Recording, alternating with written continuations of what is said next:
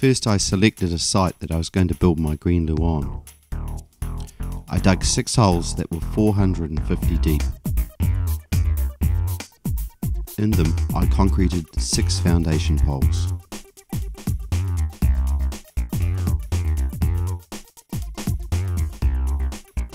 On top of them I placed some damp coarse paper and the bearers, and I strapped them down using galvanised straps and product nails.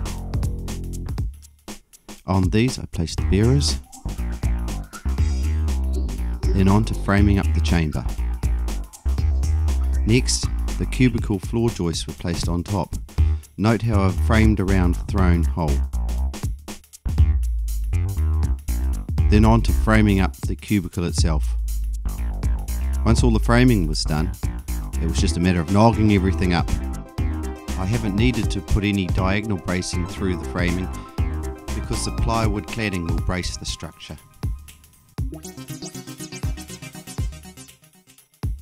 Next it's onto the roof. First I laid a sheet of 8mm ply over the rafters, and then on top of that I laid the purlins. Note how I've boxed around the air vent so that it's supported. Then on comes the mesh, and over that is a layer of self-supporting builder's paper.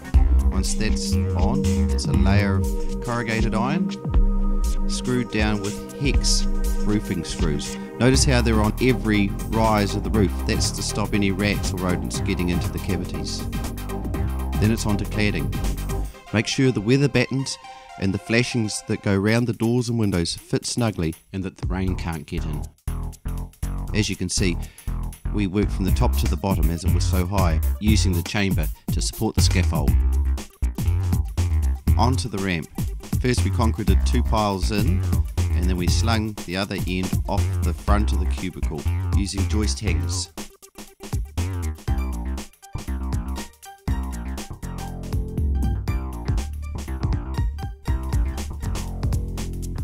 Onto the floor. I used some recycled tongue and groove that I had lying around. Normally I would have used a sheet of ply. Both the chamber and the cubicle had tongue and groove placed in it. In goes the chamber hatchway. So I used weather strips to create a seal so that the air couldn't get through the door itself, and bungee cords were held secure. Next it was the job of jibbing.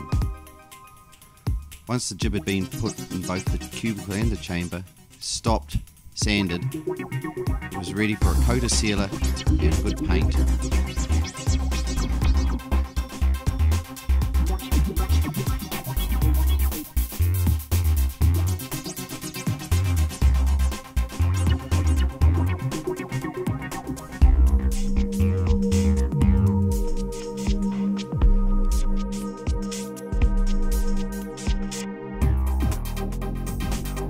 Onto the flue.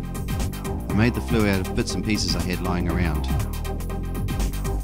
Fly mesh was placed in the flue joiner so that if any insects climbed down they couldn't get in.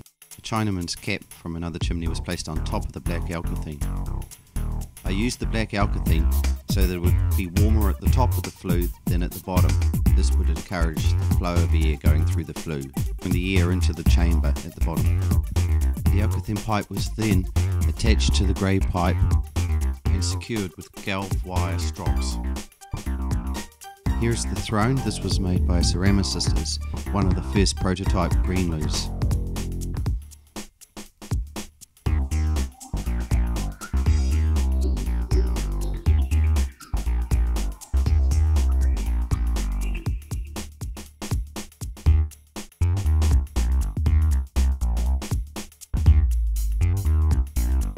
See the urine catcher from this photo here. This was placed in a frame which was in the cubicle. The throne itself was held by blocks that held it exactly over the hole cut in the floor. Having it in the box also stopped any movement on the pipes, so that ensured that it didn't leak inside the cubicle. Once in place, the top was sealed in with bathroom silicone sealant, and the pipe going through the cubicle into the chamber was also sealed so that the chamber was airtight. Next, it was onto the toilet seat and the fascia boards.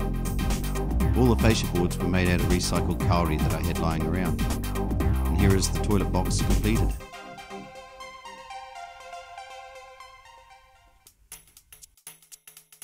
Next, it's the hand basin. The hand basin was made with old and new parts. First, I screwed the box onto the plywood back. Once that was done, I assembled the tap and the fittings.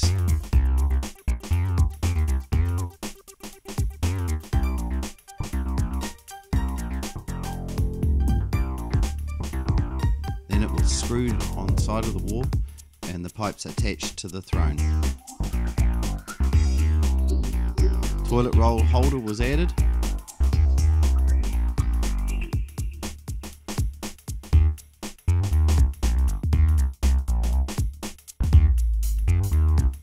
Onto the drainage next. The drain was a serrated pipe with cuts in it, laid in a trench 300 deep, and a layer of gravel placed over it. The trench sidled along the hill so that it was level, and the flow of urinal was even. Once the gravel had been laid, it was a fine layer of earth over the top. The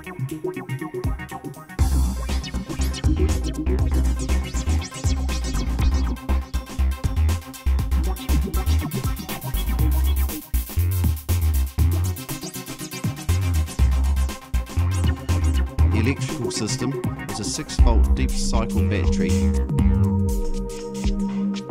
that sat under the building and was connected to two 6-volt lights, one on the inside, one on the out. Windows had their fascias placed on them and all the fittings placed.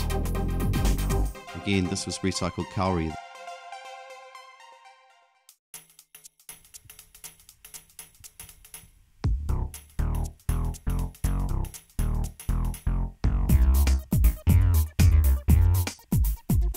Good coating of linseed oil and a couple of good layers of beeswax polish. And there's the inside of the cubicle finished and ready to go. See, the path was cut and gravelled in.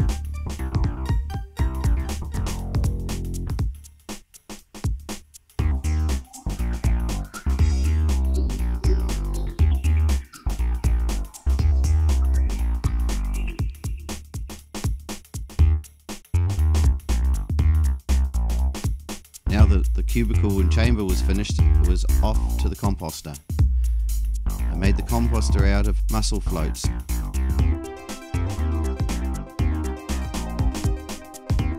I cut the ends off one of them to make a cylinder.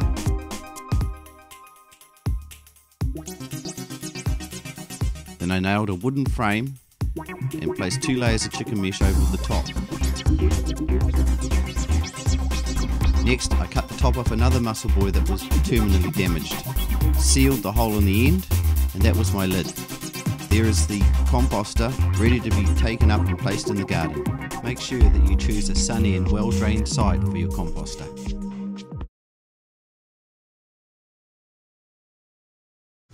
Feces and sawdust goes down into a washing basket which is lined with newspaper.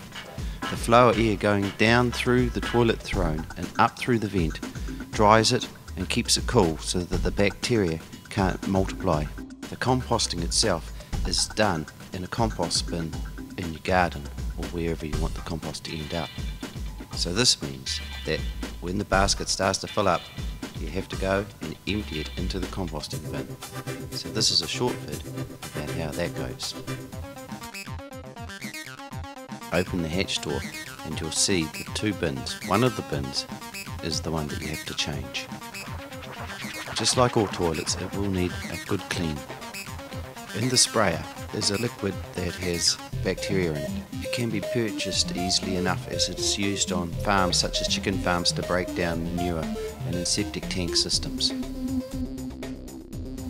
The other essential ingredient is wood shavings or sawdust. Make sure that it is not tannalized.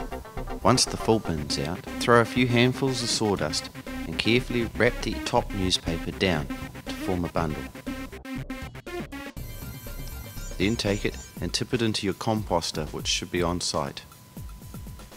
As you can see by the next photo, our compost is on top of a hill that is just about all clay and no topsoil. Once it's emptied, bring it back to the toilet.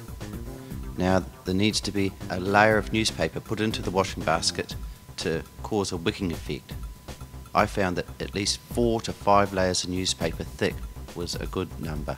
Once the newspaper has been wrapped around the top and the basket placed into the wheelie bin, it is ready to go back. On the bottom of the chamber floor, I've drawn a square, and that gives me a good alignment. As you can see, the bin is lined up in the square, and when you look up, it should line perfectly with the hole above. Throughout the emptying into the compost and when lining the rubbish bin to go back into the chamber, give everything a good spray with a mist of the EM bacteria. This will help get the bacteria to multiply as soon as it's in the composter.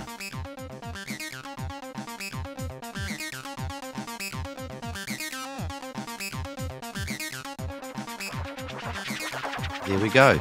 It's all set and ready to go.